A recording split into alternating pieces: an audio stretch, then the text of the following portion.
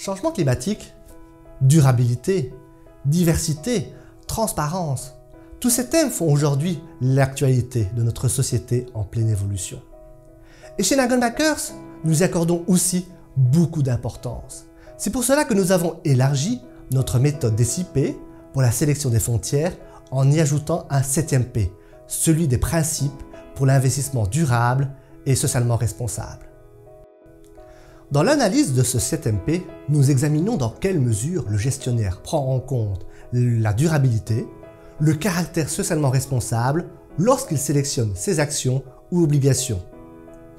Tous les fonds sont évalués par Nagelmakers par rapport aux normes ESG, à savoir environnement, social et gouvernance. Nous vérifions aussi si, tout comme nous, la maison de fonds a signé les principes pour l'investissement responsable des Nations Unies. Nous passons tous les fonds à la loupe et allons les classifier en différentes catégories en fonction de leur approche ESG. Tout d'abord, nous aurons les fonds traditionnels qui n'ont pas d'approche ESG spécifique. Ensuite, nous aurons les fonds qui vont intégrer les facteurs ESG, mais plutôt dans une politique de gestion des risques. Les fonds SRI vont un peu plus loin. Ils vont exclure certains investissements comme par exemple le tabac ou l'alcool. Ici, la politique ESG sera importante. Les fonds thématiques vont eux se focaliser sur un thème, comme par exemple l'eau ou les obligations vertes.